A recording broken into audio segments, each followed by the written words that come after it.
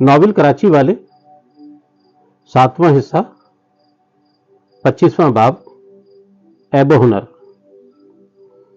تم اب بھی قرآن شریف اسی طرح اٹک اٹک کر پڑھتے ہو یا کچھ بہتر ہو گیا ہے؟ تابندہ نے شمس سے پوچھا۔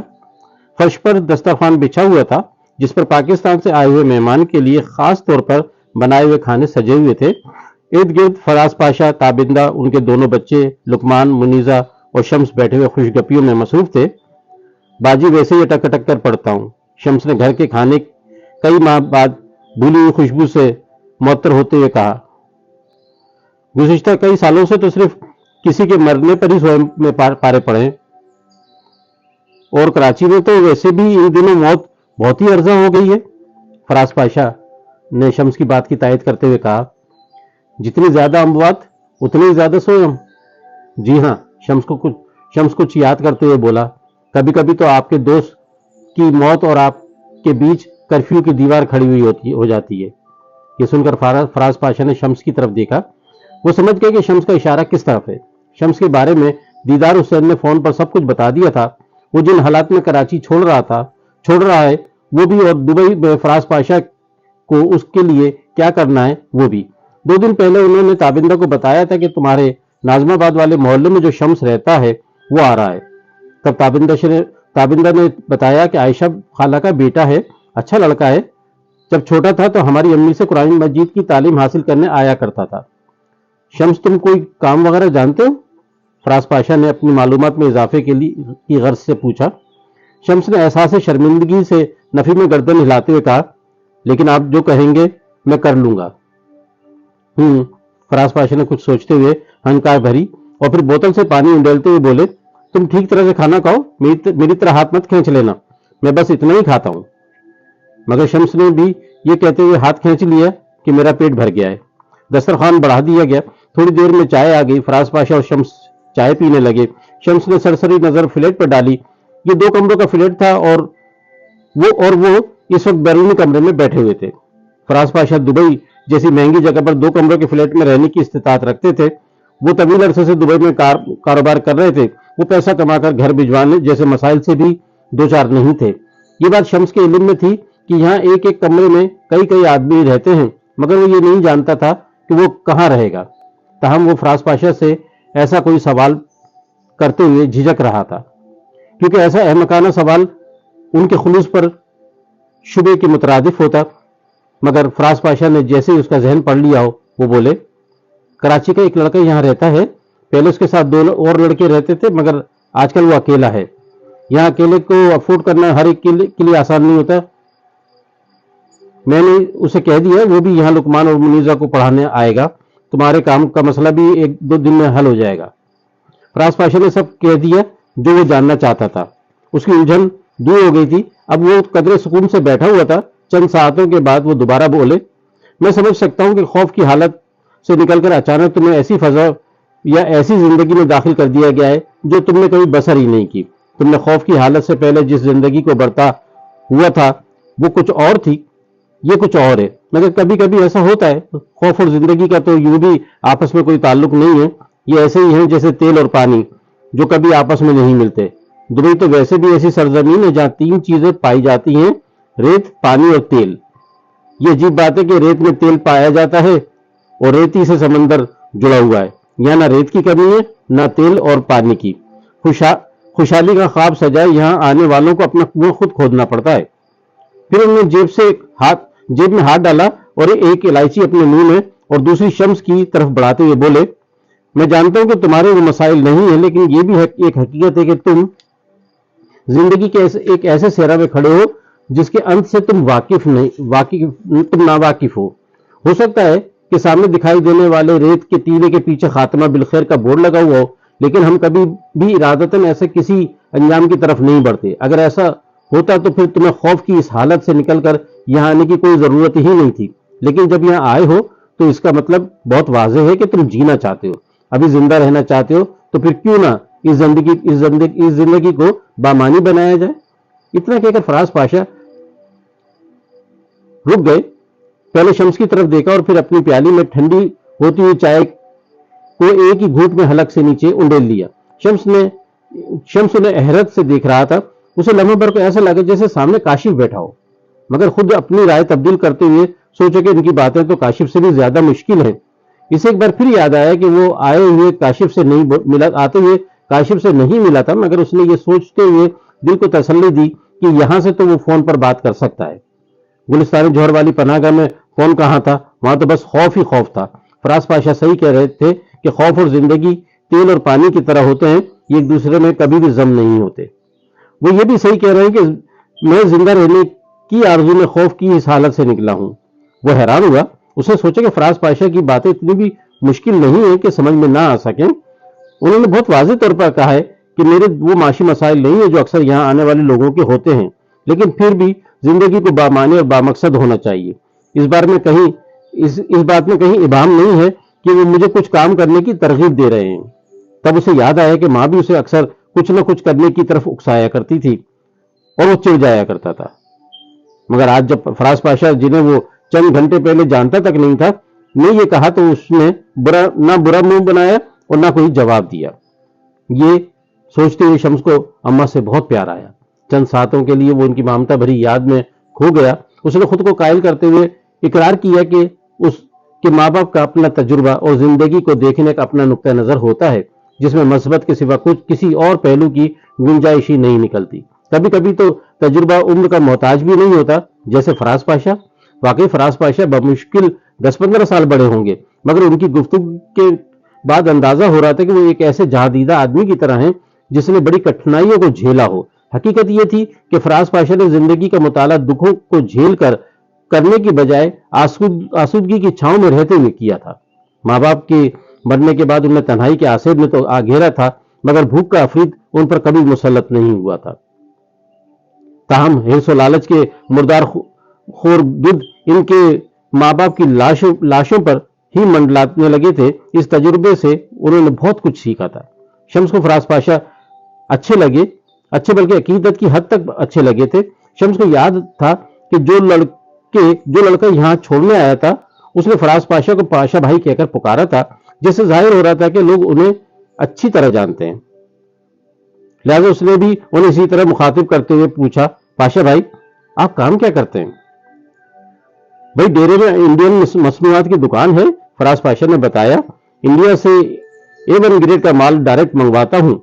दोपहर तक मैं वहीं होता हूँ, बाकी वक्त एक बंगाली लड़का होता है, काम के मामले में होशियार है, अकेले संभाल लेता है। अगर वो अचानक दरवाजे पर दस्तक हुई। फराज पाशा ने उठकर दरवाजा खोला। दरवाजे पर इत्तेफाक से वही नौजवान था जिससे शम्स ने एयरपोर्ट पर यहाँ का पता दरियाफ्त किया था। वो सलाम करके अंदर चला आया। सामने शम्स को बैठा देखकर उसकी आंखों में लम्हा भर को हैरत और इस्तेजाब उभरा। शम्स अभी उसको यहां देखकर चौंका था। शम्स भी उसको देखकर यहां चौंका था। शम्स खड़े होते हुए ये सोचने लगा कि शायद यही वो शख्स है जिसके बारे में फराज पाशा इससे जिक्र कर रहे थे, और फिर ये बात यकीन में बदल गई। शायद ये शाहिद है जिसका मैंने अभी तुम्हारे से जिक्र किया। फराज पाशा ने दोनों का एक दूसरे से तारुफ करवाते हुए कहा, भाई ये शम्स हैं, कराची से आए हैं। मैं तुम्हें इनके बारे में ही बता चुका हूं, मैं इनके बारे में तुम्हें बता चुका हूं। दोनों ने आगे बढ़कर एक दूसरे से हाथ मिलाया। शायद मुस्कुराते हुए बोला, मुझे पता होता है कि आपको यहां आना है तो मैं साथ ही लेकर आता। अब एयरपोर्ट पर खड़े होकर किसी अजनबी से तो ये कहने से रहा कि मुझे फराज पाशा साहब के पास ले चलो। शम्स ने भी हंसते हुए बरजस्तगी से जवाब दिया, बात आपकी बिल्कुल ठीक है, लेकिन मैं पूरे यकीन से कह सकता हूं कि आप डेरा दुबई में किसी भी हिंदुस्तानी पाकिस्तान से पूछ लो कि फराज पाशा कहां रहते हैं या उनकी दुकान कहां है, तो वो आपको ठीक पता बता देगा। शायद ने पूरे वसूख से कहा तो फराज पाशा ने सर झुकाकर आंखें मूंद ली। शम्स ने कई कनखियों से देखा और फिर शाहिद की तरफ मुतवज्जा हो गया जो सामने ही बैठा हुआ था। शाहिद ने भी महसूस कर लिया था, मगर वो ऐसी बातों का आदी हो चुका था। उसने शम्स से पूछा, आप कराची में कहां रहते हैं? नाजमाबाद में। शम्स ने बताते हुए उससे भी यही सवाल किया। और आप? वाटर पंप ब्लॉक 16 में, शाहिद ने जवाब देते हुए कहा। आजकल तो कराची की हालत बहुत खराब है, अल्लाह रहम करे। हालत खुद ब खुद सही नहीं हो सकते, इसके लिए नेक नियति से कोशिश करेंगे तभी ठीक होंगे। शम्स ने अपने दिल की बात कहने की कोशिश की, मगर वो ज्यादा तफसील में जाना नहीं चाहता था, क्योंकि वो इस अजनबी जगह पर भी ابھی ابھی آیا تھا. وہ نہیں جانتا تھا کہ سیاسی لحاظ سے لوگوں کی وابستگیاں کس کے ساتھ ہیں. اسے یاد آیا کہ چلتے چلتے عظیم نے اسے بہت ساری نصیحتیں کی تھی جنہیں نظر انداز نہیں کیا جا سکتا تھا. لہذا اس نے موضوع کو تبدیل کرنے کی کوشش کی. آپ کراچی کب گئے تھے؟ شمس نے شاہد سے پوچھا. 1 سال پہلے گیا تھا، مگر اب عنقریب جانا ہوگا. شاہد نے مسکراتے ہوئے جواب دیا. فراز پاشا خاموش بیٹھے ہوئے تھے.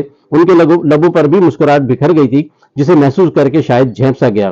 شمس نے بھی محسوس کیا کہ مگر وہ خاموش رہا، کیونکہ وہ جانتا تھا کہ ان 2 اشخاص کے درمیان بے تکلفی تھی اور وہ ابھی اس منزل کو نہیں پہنچا تھا.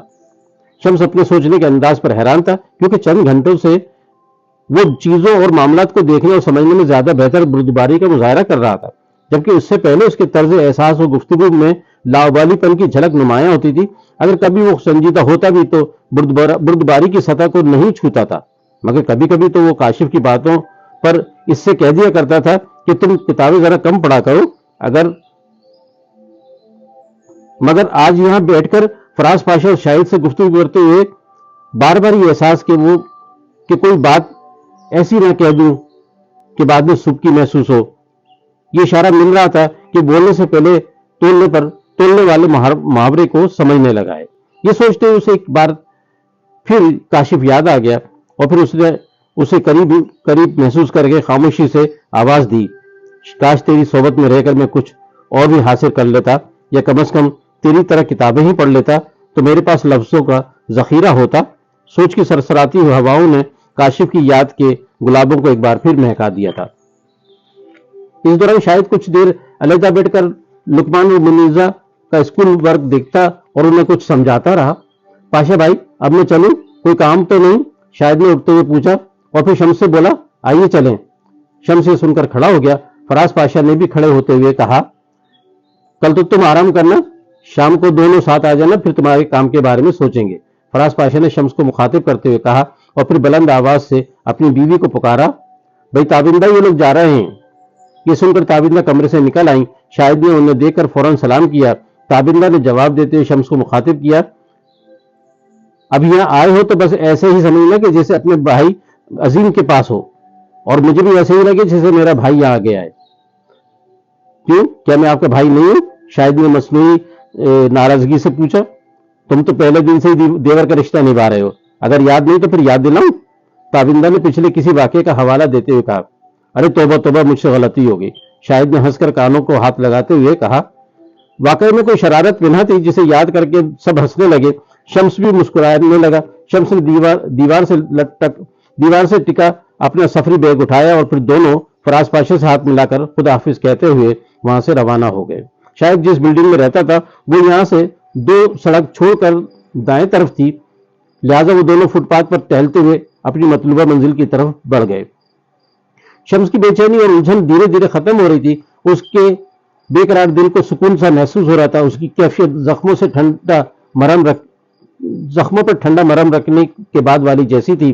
اس سڑک پر پیدل چلتے ہوئے کوئی خوف نہیں تھا. آس پاس سے جب کچھ لوگ گزرے تو نہ انہوں نے اسے دیکھا اور نہ اس نے ان پر کوئی توجہ دی. اس کیفیت نے اسے آزادی کا احساس دلایا. وہ جانتا تھا کہ یہ شہر، یہاں کے خوبصورت راستے، آسمان کو چھوتی ہوئی دلکش و بلند و بالا عمارتیں اور اس کی انسانی وجود سے آشنا گلیاں ابھی اس کے لیے اجنبی ہیں. لیکن اسے اس شہر میں اماں ملی تھی، اور جائے اماں سے کسے پیار نہیں ہوتا. اس نے سوچا کہ جائے اماں تو گلستان جوہر کا بابر ملک اور اصغر ملک والا مکان بھی تھا، مگر یہ بھی ایک حقیقت تھی کہ اس مکان کے چاروں طرف خوف پھیلا ہوا تھا. یہاں ایسا کچھ بھی نہیں ہے، نہ خوف، نہ بے چینی، نہ بندے ہوئے ہونے کا احساس. یہ سوچتی اس کے لبوں پر بے ساختہ دعا مچل گئی، اے اللہ مجھے شہر میں عافیت عطا کر دے. 26واں باب، جوش جنوں. کاشف نے دروازے پر تمام دوستوں کو رخصت کیا. تمام دوستوں کے چہرے امید، روشنی اور خوشی سے معمور تھے. ان کے آنگن سے جوش و مسرت یوں پھوٹ رہی تھی جیسے انہیں کوئی بڑی کامیابی حاصل ہو گئی ہو. حالانکہ انہوں نے ابھی پہلا قدم ہی اٹھایا تھا. ابھی منزل بہت دور تھی. ابھی راستے میں بے شمار مشکلات اور نشیب و فراز آ سکتے تھے، مگر وہ اپنے ارادے اور حوصلے کی طرح خود بھی جوان تھے، اور دشواریوں سے بھی آگاہ. گزشتہ کئی دنوں کی انتھک محنت اور مشاورت کے بعد وہ ایک لاہے عمل طے کرنے میں کامیاب ہو گئے تھے. وہ سارے کام بہت ہی سائنٹیفک اور جمہوری انداز سے کر رہے تھے. یہ در حقیقت اس سارے منصوبے کا سرخیل کاشف ہی تھا، وہ چاہتا تھا کہ اس نئی تنظیم کی سربراہی اپنے پاس رکھ سکتا تھا، مگر دیگر عہدوں کی تقسیم ہوتی رہتی اور پھر دیگر عہدوں کی تقسیم ہوتی رہتی، مگر اس نے ایسا نہیں کیا۔ ان کی غیر سرکاری تنظیم این جی او کے مقاصد میں ایک مقصد یہ بھی تھا کہ نوجوان نسل کو آنے والے دور کے لیے اس طرح تیار کیا جائے کہ وہ ملک کے اداروں کو سنبھال سکیں۔ ہفتہ بھر پہلے کاشف نے اس ارادے کا اظہار جب اپنے امی ابو کے سامنے کیا تو وہ حیران ہوئے اور بولے، تم این جی او بناؤ گے؟ جی ہاں، ایک ایسی این جی او جس کا دروازہ ہر ایسے نوجوان کے لیے کھلا ہو جو تبدیلی چاہتا ہے، جو مستقبل کے خواب دیکھتا ہو، جو فرسودہ نظام سے تنگ آ چکا ہو اور جس کے ذہن میں آئیڈیا ہوں، خواہ کم ہو یا زیادہ، خواہ معمولی ہو یا عظیم۔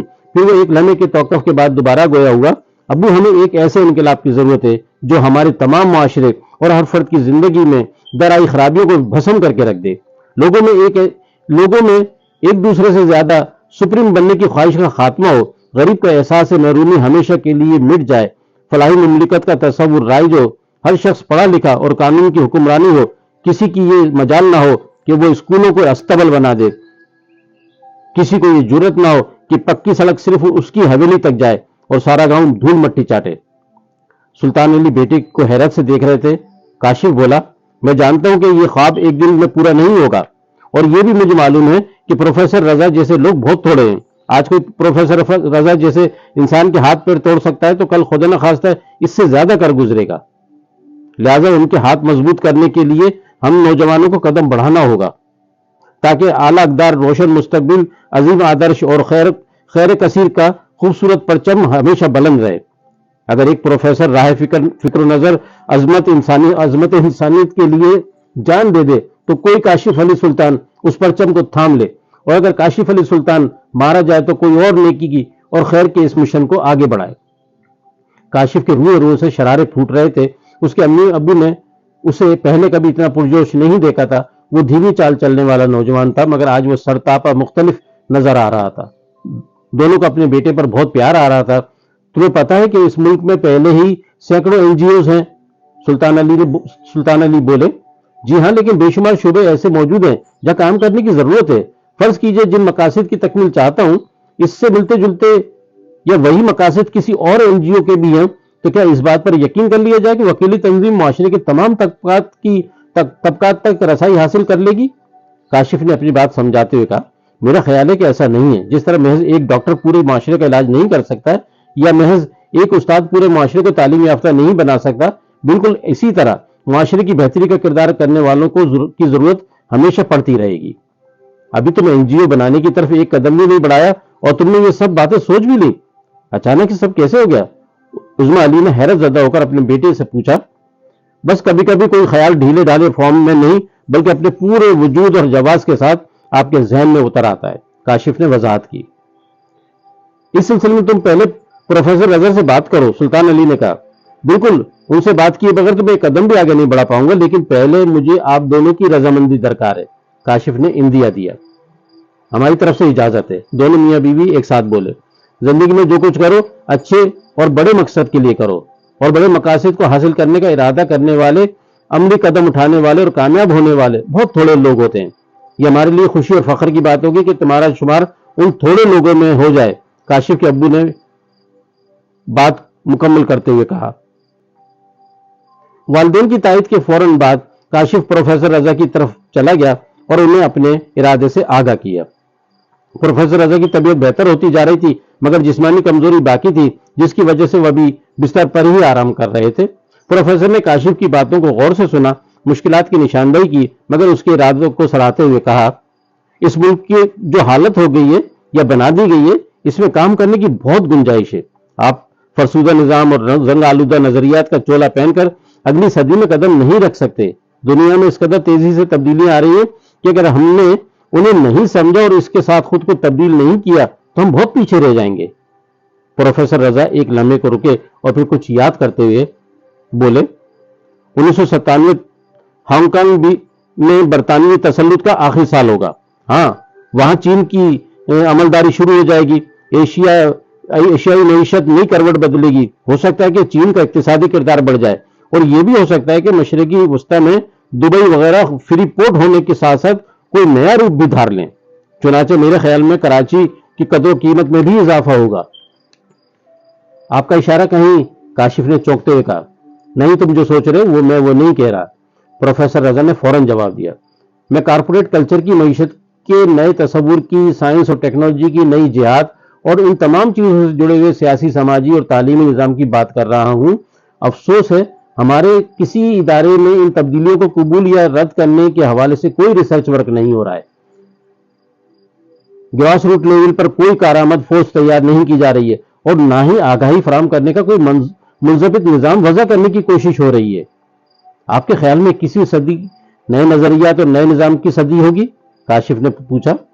यूं समझो कि आज की तारीख में जो बच्चा इस दुनिया में आएगा 16 बरस बाद, 21वीं सदी की पहली दहाई के आखिरी बरस में, वो बच्चा स्कूल की तालीम मुकम्मल कर चुका होगा। वो कंप्यूटर की इस एज में होगा जहां सवालात से बहुत मुश्किल और पेचीदा होंगे, और उनके जवाबात मेरे पास तो शायद ना हो, लेकिन अगर तुम खुद को आज ही से अपडेट करना शुरू कर दो तो हो सकता है कि तुम इस बच्चे के उलझे हुए सवालों को हल कर सको, प्रोफेसर ने वजाहत करते हुए कहा। यानी आपके ख्याल में एनजीओ बनाने का ख्याल कुछ माने रखता है? काशिफ ने खुशगवार मसरत से पूछा। बिल्कुल माने रखता है। तुम्हारा बुनियादी मकसद आने वाले कल की तामीर होना चाहिए। इसके लिए सबसे पहले तुम अपने दोस्तों को इकट्ठा करो, उनसे मुशावरत करो और अपने हर फैसले में उन्हें शामिल करो। एतमाद की ऐसी फजा तश्कील पाना चाहिए कि सबको एहसास हो कि ये उसकी अपनी तंजीम है। मेरा अगला मरहला यही होगा, काशिफ ने जवाब दिया। उसके बाद मेंबर साजी होगी। तमाम मेंबर्स अपने दरमियान में से एग्जीक्यूटिव कमेटी के मेंबरान मुंतखब करेंगे और आखिर में वो एग्जीक्यूटिव कमेटी सेक्रेटरी और सदर का इंतखाब करेगी। यानी ये नहीं होगा कि मैं एनजीओ बना रहा हूं तो मैं खुद ही चैप्टर चेयरमैन बनकर बैठ जाऊं। अच्छा तरीका है, प्रोफेसर रजा ने तारीफ करते हुए कहा। उसके बाद अपने मकासद तय करो, आइन बनाओ, रजिस्ट्रेशन के बाद काम शुरू करो, ट्रेनिंग प्रोग्राम करो, नौजवानों से मिलो, स्कूलों कॉलेजों में सेमिनार करो। कुछ लोग बहुत प्रोफेशनल हो गए हैं, एक एक मिनट की पेमेंट वसूल करते हैं, लेकिन मैं ऐसे लोगों को भी जानता हूं जो बखुशी एक पैसा भी लिए बगैर लेक्चर देने को तैयार हो जाएंगे। इस शहर में कुछ इदारे ऐसे भी हैं जो आपकी माली मदद भी करेंगे, क्योंकि बहुत सारे कामों के लिए आपको पैसे की जरूरत पड़ेगी। हमें कदम कदम पर आपकी मशावरत की जरूरत होगी, काशिफ बोला। इस हालत में भी हाजिर हूं और जब ठीक हो जाऊंगा तो फिजिकली भी तुम्हारे साथ दूंगा, प्रोफेसर रजा ने हौसलामंद लहजे में कहा। दूसरे दिन काशिफ कॉलेज के मैदान में 25 ऐसे दोस्तों को इकट्ठा करने में कामयाब हो गया था जिन्होंने न सिर्फ उसके इरादों को सराहा बल्कि भरपूर साथ देने का वादा भी किया। उसी शाम सारे दोस्त प्रोफेसर रजा के घर इकट्ठे हुए। प्रोफेसर रजा के बेड के गिर्द दायरे की सूरत में बैठकर उन्होंने 2 घंटे ओपन फोरम के अंदाज में बहस मुबाहिसा किया, तजावीज मुरतब की, रुकावटों और मुश्किलात को कम से कम करने के हवाले से मुशावरत की। इस मौके पर प्रोफेसर रजा ने अपने एक ऐसे दोस्त वकील को भी बुलवाया हुआ था जो तवील अरसे से एनजीओ के लिए वकालत का फरीज अंजाम दे रहे थे। उनकी मौजूदगी कानूनी पेचीदगियों को समझने में बहुत मददगार साबित हुई। इस नशिस्त के बाद काशिफ और उसके तमाम दोस्तों का जोश व खरोश दीदनी था। अभी एनजीओ ख्यालों, ख्वाबों या चंद औरात तक महदूद थी, मगर इन नौजवानों ने यह ठान लिया था कि अब एक पल को ना रुकेंगे, और यही बात प्रोफेसर रजा के लिए तशवीशनाक थी। वो चाहते थे कि ये नौजवान जल्दबाजी ना करें, बल्कि मुस्तकिल मजाजी से तरजीहात को जीना बजीना चढ़ते हुए हासिल करते चले जाएं, वरना रुकावटों का सामना भी जल्दी करना पड़ जाएगा। अगले रोज पूरे कॉलेज में पंफलेट बांट दिए गए। शाम तक मेंबर्स की तादाद दुगनी हो चुकी थी। अगली मीटिंग इब्तिदाई मेंबरान में से एक मेंबर ने अपने घर रखी थी, जिसमें एक सनतकार ने खास तौर पर शिरकत की और सिर्फ चेयरमैनशिप की एवज माली ताउन की भी भरपूर यकीन दहानी करवाई। काशिफ और उसके बहुत सारे साथियों ने एनजीओ को हाईजेक होता हुआ महसूस करके फौरन सख्ती के साथ उनकी ख्वाहिश को रद्द कर दिया।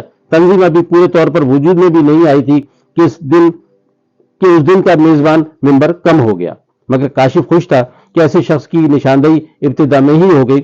अगली 2 मीटिंग काशिफ ने अपने घर पर मुनक्किद की थी। आज इस सिलसिले की दूसरी मीटिंग थी, जिसमें बहुत सारे हतमी फैसले हुए। एग्जीक्यूटिव कमेटी के मेंबरान के नाम फाइनल हुए। सेक्रेटरी और सदर का नाम भी तजवीज कर दिया गया। काशिफ का इंतखाब सेक्रेटरी की हैसियत से हुआ था। इसी दौरान दूसरी एनजीओ की तर्ज पर आइन का मुसविदा भी तैयार किया जा चुका था और रजिस्ट्रेशन के कागजात भी। इन तमाम मराहिल में प्रोफेसर रजा की मुशावरत और तायद हर मरले में मौजूद थी। ताहम वो इस बात से भी हैरान थे कि ये सब इतनी तेजी से कैसे हो गया। क्योंकि बहुत सारे लोगों को किसी एक प्लेटफॉर्म पर एक ही मकसद के तहत इकट्ठे करना कोई आसान काम ना था, मगर वो काशिफ की सलाहियतों से आगाह थे और फिर काशिफ ही के पर क्या मौकूफ उन्होंने इन दिनों कई और नौजवानों में वैसा ही जोश व खरोश महसूस किया था। जब तमाम दोस्त रुखसत हो गए तो काशिफ अंदर चला आया। आज उसे थकन का एहसास हो रहा था। कई दिनों की मुसलसल मसरूफियत में उसे सही तरह से याद नहीं था कि उसने अपनी अम्मी अब्बू के साथ बैठकर किस वक्त का खाना खाया और किस वक्त ही चाय यूं ही मग में रखे ठंडी हो गई। इस वक्त भी उसका मग तपाई पर रखा हुआ था, जिसमें भरी हुई चाय की सतह पर दूध की बारीक झिल्ली गहरी होकर सतह आग पर काई की तरह जम गई थी। वो सीधा अपने अब्बू के कमरे की तरफ चला गया। अम्मी वहीं मौजूद थी। वो अब्बू के बेड पर बैठते हुए बोला, आपने दवाई ली? तुमने खाना खाया? सुल्तान अली ने काशिफ से पूछा। मैं भूल गया था, काशिफ बोला। मैं भी भूल गया था, सुल्तान अली ने जवाब दिया। सोच लीजिए, आप जीत नहीं सकेंगे, काशिफ ने कहा। तुम भी। अचानक फोन की घंटी बज उठी। बाप बेटे की तकरार अधूरी रह गई। उज़्मा अली ने तपाई पर रखा फोन उठाया और चंद सातों में काशिफ की तरफ देखकर बोली, शम्स दुबई से। काशिफ ने लपक कर रिसीवर अम्मी के हाथों से लिया और इस्तिराबी लहजे में बोला, हेलो शम्स, कैसे हो? इतने दिन के बाद मेरी याद आई तुम्हें? काशिफ ने कई बातें एक साथ कह डाली। मैंने एक बार पहले भी फोन किया था, लेकिन तुम्हारा फोन मुसलसल मसरूफ था, शम्स ने वजाहत करते हुए कहा। मैं बिल्कुल ठीक हूं, तुम कैसे हो? तुम्हारे घर वाले और तुम्हारे प्रोफेसर साहब कैसे हैं? सब ठीक हैं, काशिफ ने अपनायत भरी उदासी से जवाब दिया। जाते हुए मिलकर भी नहीं गए? मेरे बस में होता तो घर पर मिलने आता, आंटी और अंकल की दुआएं लेता, शम्स ने कहा। उसकी आवाज जज्बात से मगलूब और रुंधी हुई थी। तुम ठीक तो हो? कोई परेशानी तो नहीं है? काशिफ ने उसकी आवाज की थरथराहट महसूस करते हुए पूछा। हाँ, बिल्कुल ठीक हूँ। एक होटल पर काम कर रहा हूँ, तुम्हारे जैसे एक बहुत अच्छे दोस्त के साथ रहता हूँ। दीदार भाई के बहनोई फराज पाशा के जरिए मिला हूँ, शम्स ने महवियत के आलम में कहा। तुम मुझे यहाँ दो अलग अलग इंसानों में बटे हुए मिल गए हो, पढ़े लिखे और ज़हीन फराज पाशा की सूरत में और पुरखुलूस दोस्त शाहिद के रूप में। अजीब लोग हैं, या तो खुद किसी के हो जाते हैं या फिर किसी को अपने जैसा कर लेते हैं। या अल्लाह खैर, काशिफ ने हैरत से कहा। मुझे तो लग नहीं रहा कि शम्स मुखातिब है। तुम तो एक ही हफ्ते में बहुत कुछ सीख गए हो। सीख तो मैं रूपोशी की हालत में भी बहुत कुछ गया था, लेकिन समझा मैं अब यहां आकर हूं। तुम्हारी बातें जो पहले सर के ऊपर से गुजर जाती थी, अब समझ में आने लगी हैं। शम्स ने मोहब्बत से अपने दिल की बात कह दी। मुझे खुशी है कि तुम्हें अच्छे दोस्त मिल गए। काशिफ धीरे धीरे अरशद और आलम के बारे में बताने लगा कि उनके मुकदमात में अभी तक कोई पेशरफ्त नहीं हुई है। मंजर भाई की कोशिश तो कर रहे हैं। उसने अपने प्रोफेसर के साथ पेश आने वाले हादसे का भी जिक्र किया और फिर एनजीओ बनाने के बारे में भी मुख्तसर सा बताया। पूरी गुफ्तगू में काशिफ ने बार बार महसूस किया कि शम्स की जहनी सतह बुलंद हो रही है। उसने कई लोगों से ये बात सुन रखी थी कि अगर कोई शख्स अपने इलाके, मोहल्ले या शहर से नहीं निकलता तो उसके जहन में वो कुशादगी नहीं होती जो उससे ऐसे शख्स के पास होती है जो दुनिया में रहने वाले मुख्तलिफ लोगों से मिलता है और समाजी, सियासी, माशी रिश्ते इस्तवार करता है। शम्स की बातों से इस बात की तस्दीक हो रही थी। तुम शाहिद से मिलकर बहुत खुश होगे, शम्स के लहजे में मुसरत आया थी। यार, मैं इससे कैसे मिल सकता हूं? काशिफ ने सवाल किया। अरे यार, ये तो मैं बताना ही भूल गया, शम्स ने माजरत करते हुए कहा। 1 महीने बाद शाहिद की कराची में शादी है। वो मुझसे साथ चलने के लिए कह रहा था। भला मैं कैसे आ सकता हूँ? अलबत्ता मैंने उसे तुम्हारे बारे में बता दिया है। वो तुमसे वहां आकर जरूर मुलाकात करेगा। तुम इतनी तारीफ कर रहे हो तो जरूर मिलूंगा, काशिफ ने कहा। इस लंबी गुफ्तगू के बाद शम्स ने किसी और दिन बात करने का कहते हुए फोन बंद कर दिया। काशिफ ने भी ढीले हाथ से फोन को क्रेडिल पर रखा और अपने कमरे की तरफ चला गया। उसे शम्स से बात करके अच्छा लगा था। जाते हुए मुलाकात ना होने की खलिश में कदरे कमी आ गई थी। अब वो कुछ देर आराम करना चाहता था। उसे अगले दिन बहुत सारे काम करने थे। 27वां बाब, सरगोशियां। उसने दूर नील समंदर के पानी में कंकरी उछाली। इतने बड़े समंदर में छोटी सी कंकरी क्या हलचल पैदा कर सकती थी? वहां तो पहले ही बहुत इर्ताज था, किसी बेचैन रूह की तरह कि जिसका इस्तिराब किसी करवट चैन नहीं लेने दे। समंदर के पानी में भी कोई बेचैन रूह हुलूल कर गई थी। लहर किनारे के छूने के लिए पूरी कुव्वत से आगे बढ़ती, रेत को बोसा देती और फिर पानी में मदगम हो जाती, मगर उसका पूरा वजूद गुम होने से पहले ही दूसरी लहर अपना सफर शुरू कर देती। सफेद झाग आसमान की तरफ उछलते और फिर पलट कर लहर में शामिल हो जाते और लहर रेत का बोसा लेते हुए शांत हो जाती। यह सिलसिला ना जाने कब से जारी था, मगर शम्स और शायद आधा घंटा पहले यहां आए थे और वीराने में आकर बैठ गए थे। صبح سمندر پر آنے کی خواہش شمس نے کی تھی، شاید اس کی خواہش کو رد نہ کر سکا۔ اس نے کہا چلو پاشا بھائی کو بھی ساتھ لے لیتے ہیں، مگر وہاں جا کر پتہ چلا کہ ان کے ہاں گزشتہ رات کو ملائیشیا سے کاروباری دوست زلفی آیا ہوا ہے۔ زلفی سے فراز پاشا کے بہت پرانے مناسب تھے۔ بہت سال پہلے زلفی نے فراز پاشا کی مشاورت ہی سے ملائیشیا میں کاروبار کا آغاز کیا تھا۔ اب اس کا شمار وہاں اچھے بزنس مین کی حیثیت سے ہوتا تھا۔ پچھلے دن زلفی نے ملائیشیا میں بین الاقوامی فاسٹ فوڈ کمپنی کی فرنچائز حاصل کی تھی، مگر اس کی تیاریوں سے پہلے اسے ایک بااعتماد شخص کی ضرورت تھی۔ زلفی شاہد سے واقف تھا، وہ زلفی کے لیے مناسب آدمی ہو سکتا تھا۔ زلفی نے فراز پاشا سے یہ بات کہہ دی تھی۔ فراز پاشا نے اسے بتایا کہ اگلے ماہ اس کی شادی ہے، وہ شادی سے فارغ ہو جائے تو بات کریں گے۔ وہ دونوں کریک کے رستے سے گزر کر ساحل سمندر کے ایک ایسے گوشے میں چلے آئے جہاں لوگوں کی آمد رفت بہت کم تھی۔ چھٹی کے دن سمندر پر آنے والے لوگوں کی تعداد زیادہ ہوتی ہے، مگر دھوپ کی شدت نے جہاں سمندر اور ریت کو چمکایا، وہیں طلب کو گہنا بھی دیا تھا۔ البتہ کہیں کہیں غیر ملکیوں کی ٹولیاں دکھائی دے رہی تھی، مگر شاہد اور شمس کو اس میں دلچسپی نہیں تھی۔ شمس کو دبئی آئے ہوئے دوسرا ہفتہ تھا۔ فراز پاشا سے پہلے دن کی ملاقات کے بعد جب وہ شاہد کے ساتھ ان کی رہائش گاہ پہنچا، تب تک وہ اسے اپنے بارے میں سب کچھ بتا چکا تھا۔ شاہد کو شمس کی داستان سن کر کوئی حیرت نہیں ہوئی تھی، کیونکہ پاکستان سے باہر رہنے کے کئی سالہ تجربے نے اسے بہت کچھ سکھا دیا تھا۔ مگر وہ شمس کی سادگی اور بھولپن پر حیران ہوا تھا اور ازرائے مذاق بولا، پھر آپ شمس الدین نواز میمن کہا جائے؟ اور پھر وہ سنجیدگی سے بولا، ہم دنیا میں قدم قدم پر دوستوں اور دشمنوں کے درمیان رہتے ہیں، لیکن دوستوں اور دشمنوں کی پہچان کے لیے کچھ عرصے ان کے ساتھ گزارنا بہت ضروری ہوتا ہے۔ تھوڑا بہت لین دین اور یا معاملات زندگی سے بھی اچھا برا سامنے آ جاتا ہے، جبکہ ہمیں ملے ہوئے تو ابھی چند گھنٹے ہوئے ہیں اور تم نے ابھی مجھے اپنی زندگی کے اتنے سارے راز بتا دیے۔ میرے دوست کاشف کا کہنا ہے کہ زندگی میں ہر ایک کو شک کی نظر سے دیکھتے ہوئے بہتر سے بہتر لوگوں پر بھروسہ کیا جائے، کیونکہ پہلے اقدام کی صورت میں آپ لوگوں کو اپنے سے دور کر لیتے ہیں، یہ کچھ اچھے لوگ بھی دور ہو جاتے ہیں، جبکہ دوسری صورت میں ایسا نہیں ہوتا۔ شمس نے اپنی یادوں کو کھنگالتے ہوئے کہا، یہ بات کاشف کو پروفیسر رضا نے بتائی تھی۔ تم صحیح کہتے ہو، شاہد نے شمس کی بات کی تائید کرتے ہوئے کہا، اچھی بات کو پھیلانے کا طریقہ یہ ہے کہ اسے دہرایا جائے۔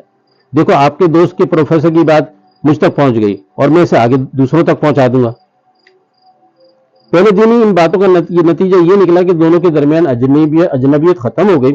ایک دن آرام کے بعد فراز پاشا نے اس کی نوکری کا بندوبست بھی کر دیا ہے۔ ٹیکنیکل کالج سے الیکٹریکل ڈپلوما ہولڈر ہونے کے باوجود ہنر سے نابلد تھا، لہذا فراز پاشا نے اسے ایک بڑے ریسٹورانٹ میں ملازم کروا دیا جہاں وہ آئس کریم پارلر کے کاؤنٹر پر کھڑا ہوتا تھا۔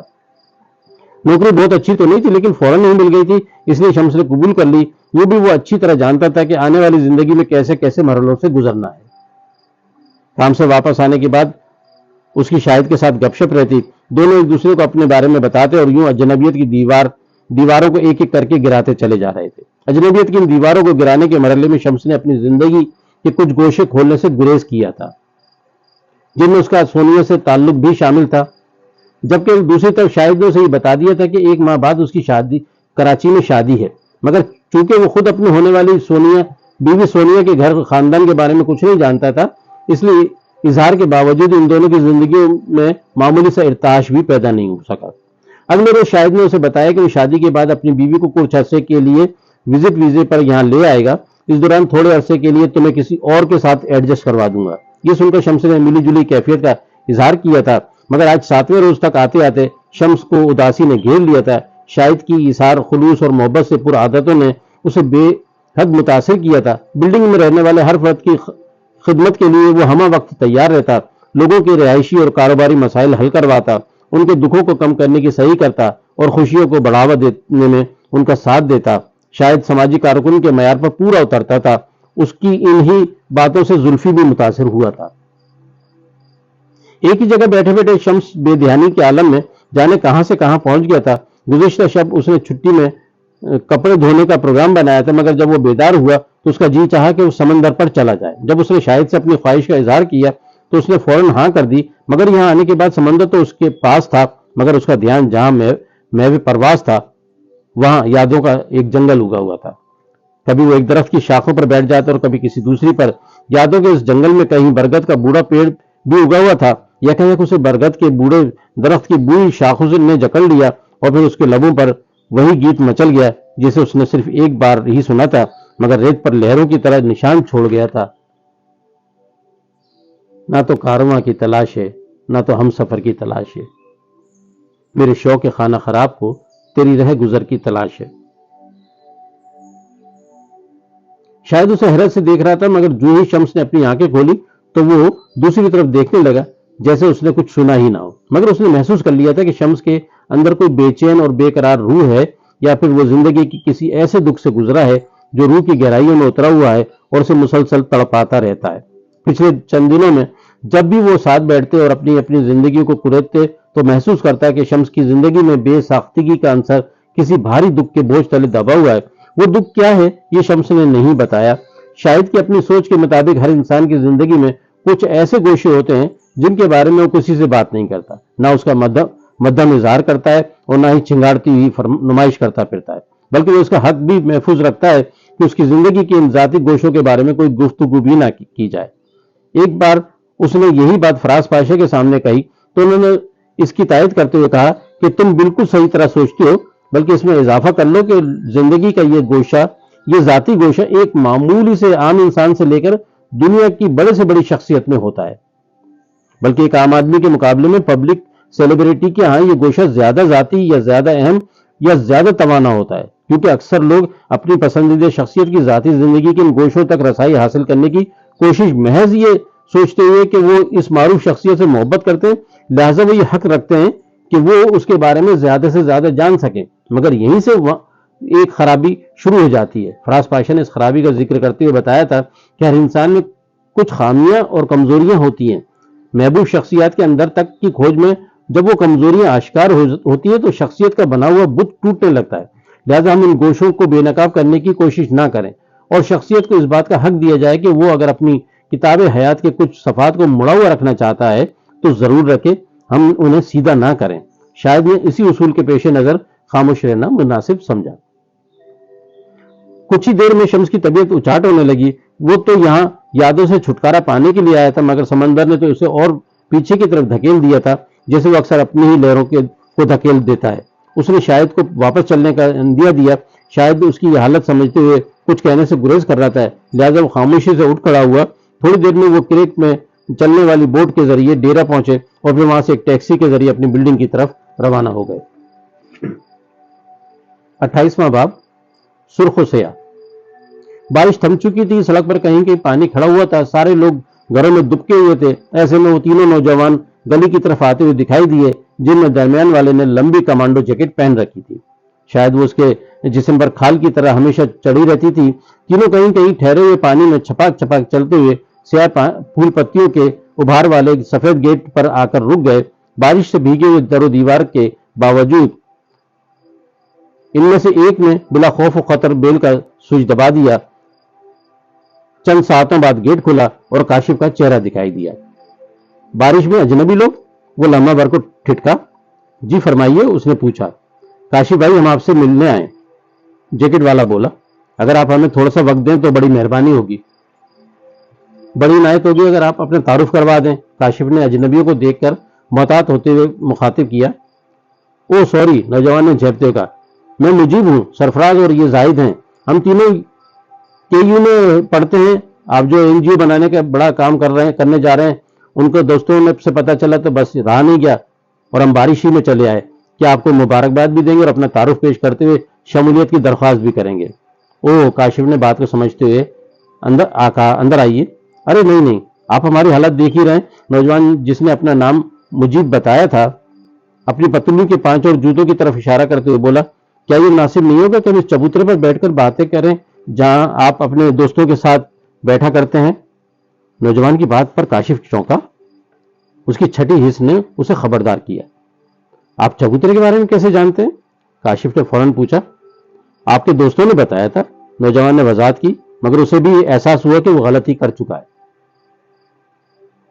میرے کالج اور چبوترے کے دوست الگ الگ ہیں۔ کاشف نے یہ کہتے ہوئے تیزی سے اپنے قدم پیچھے ہٹائے اور گیٹ بند کرنے کی کوشش کی۔ اسے یاد تھا کہ پچھلے کئی دنوں سے اس کی بندو، عالم یا ارشد میں سے کسی سے بھی ملاقات نہیں ہوئی اور نہ ہی وہ لوگ NGO کے منصوبے سے آگاہ تھے۔ پچھلے دنوں جب اس کی شمس سے فون پر بات ہوئی تھی تو اس نے نہ صرف اس نے صرف چند باتیں ہی اس حوالے سے کی تھی۔ البتہ کالج میں سارے دوست، حتیٰ کہ دوسرے طلبہ تنظیموں کے لوگ بھی اس منصوبے سے آگاہ تھے، اور بعض نے تو اس کا مذاق اڑاتے ہوئے کالج کی در دیوار پر بےہودہ اور طنزیہ جملے بھی لکھ دیے تھے۔ چنانچہ اس کی چھٹی اس اشارہ کر رہی تھی کہ اجنبی اس کے پاس کسی خیر خواہی کے حوالے سے نہیں آئے، مگر کچھ لمحوں کی تاخیر ہو چکی تھی۔ نوجوانوں کو جو ہی احساس ہوا کہ ان کی پلاننگ فیل ہو رہی ہے، اس کا ہاتھ جیکٹ میں گیا، گرم سیسا لوہے کی نال سے اپنے ہدف کی طرف لپکا۔ دراصل وہ نوجوان بارش بھیگے پائچوں اور لتھڑے ہوئے جوتوں کے بہانے کاشف کو چبوترے تک لے جانا چاہتے تھے، اس لیے وہ گلی میں پیدل داخل ہوئے تھے کہ تاکہ وہ ہر بات فطری محسوس ہو۔ حالانکہ ان کے دو ساتھی برگد کے درخت کے پاس پہلے ہی گاڑیاں لے کر موجود تھے، مگر انہیں اندازہ نہیں تھا کہ کاشف کو گھر کے دروازے پر ہی شک ہو جائے گا، لہٰذا اب اس کے سوا کوئی چارہ نہیں تھا کہ وہ تیزی سے اپنا کام کرے اور فوراً یہاں سے فرار ہو جائیں۔ یہی سوچ کر نوجوان کا ہاتھ حرکت میں آ گیا۔ اس نے انتہائی پھرتی سے پستول نکالا اور فائر کر دیا۔ سنسناتی ہوئی گولی کاشف کے سینے میں اتر گئی۔ کاشف ایک جھٹکے سے گیٹ سے ٹکرایا اور پھر فرش پر ڈھیر ہوتا چلا گیا۔ اس کے کانوں سے آواز ٹکرائی۔ نوجوان کچھ بولا، مگر کیا وہ صحیح طرح سمجھ ہی نہیں سکا، صرف چند ٹوٹے پھوٹے الفاظ: لنگڑا، پروفیسر، NGO، اور پھر گہرا سناٹا۔ نوجوان نے جتنی پھرتی سے گولی چلائی تھی وہ اتنی ہی تیزی سے اپنے ساتھیوں کے ساتھ گلی میں غائب ہو گیا، مگر گولی کی آواز نے آس پاس کے مکانوں میں بارش کے بعد والے سناٹے کو چکنا چور کر دیا تھا، اور وہی گولی کی آواز کاشف کے امی ابو کے کانوں میں بھی خوف بن کر اتر گئی تھی۔ عظمیٰ علی تیزی سے کارپوش کی طرف دوڑی، مگر جو ہی گیٹ کی طرف نظر پڑی ان کی چیخ نکل گئی۔ ان کی اکلوتی امید کرب انگیز حالت میں سنگی فرش پر خون آلودہ پڑی ہوئی تھی، مگر جب تک ماں کی تھرتھراتی انگلیوں کے اداس پوروں نے بیٹے کے بدن کو چھوا، تب تک روح بدن سے برسوں پرانا ناتا توڑ کر جا چکی تھی، جس کا احساس ماں کے ذہن و شعور کو فوراً ہو گیا، مگر دل نے ماننے سے انکار کر دیا۔ اس اسنا میں آس پاس کے گھروں سے بہت سارے لوگ وہاں جمع ہو چکے تھے۔ اس دردناک لمحے سے لے کر پڑوسی نجم صاحب کی گاڑی میں کاشف کو اسپتال لے جانے کے مرحلے تک عظمیٰ علی کو یاد نہیں رہا کہ سلطان علی کو بتا دیں کہ دروازے پر کیسی قیامت گزر گئی ہے۔ باہمت ہونے کے باوجود وہ اس وقت اپنے ہوش آواز میں نہیں تھی۔ زندگی میں وہ دوسری مرتبہ دوراہے پر آ کر کھڑی ہو گئی تھی کہ وہ خود کو ٹوٹی ہوئی ہمت والی مظلوم عورت کی طرح پیش کرے، یا پھر ہوش و خرد کے ساتھ صورتحال کو سمجھے اور فیصلہ کریں۔ چند سال پہلے شوہر اور اپنے بیٹے کو اسپتال لے جانے میں زمین و آسمان کا فرق تھا، لیکن آج پھر ان کے لبوں پر دعائیں اور آیات ربانی مچل رہی تھی۔ آج پھر ان کی آنکھیں آنسو اور ہونٹ نمک کے ذائقے سے تر بتر تھے، اور آج پھر انہیں یوں لگ رہا تھا کہ زندگی نے بے رحمی اور کھوکھلے پن کے ساتھ انسانی روحوں میں پنجے گاڑ رکھے ہیں۔ روح کی سسکتی بلکتی آوازوں کو سننے والا کوئی نہ ہو، اور بے حسی کا عفریت ایک بار پھر ان کے گھر آنگن میں اپنی پوری مکروہ صورت کے ساتھ موجود ہو۔ عظمیٰ علی ناقابل بیان کرب سے دوچار تھیں۔ برسوں پہلے وہ اس ڈرائیور کو بددعا نہ دے سکی تھی، اور آج بھی ان کے لبوں پر کاشف کی جان سے کھیلنے والے کے لیے کوئی برا لفظ نہیں تھا۔ البتہ خود سے ہی ایک الجھا ہوا سوال تھا کہ غلطی کہاں ہوئی ہے۔ دوسری طرف بستر پر لیٹے ہوئے سلطان علی نے اپنی بیوی عظمیٰ کی چیخ سن لی تھی، اور بیرونی دروازے سے ملے جلے شور کی آوازوں نے انہیں پریشان کر دیا تھا۔ انہیں محسوس ہو رہا تھا کہ دروازے پر ایسا کچھ ہوا ہے جسے خیریت کے زمرے میں شامل نہیں کیا جا سکتا۔ انہوں نے عظمیٰ اور کاشف کو پکارا، مگر ان کی آواز کمرے سے باہر نہیں گئی، اور گئی بھی تو کسی نے نہیں سنی۔ ان میں اتنی بھی طاقت نہیں تھی کہ وہ کروٹ ہی لے سکیں، بلکہ وہ جس حالت میں تھے اس میں انہیں گھر کے دونوں افراد کروٹ بھی نہیں دلواتے تھے۔ وہ خوفزدہ تھے کہ گھر کے باقی دونوں افراد ان کی آواز کیوں نہیں سن رہے۔ انہیں ڈر لگ رہا تھا۔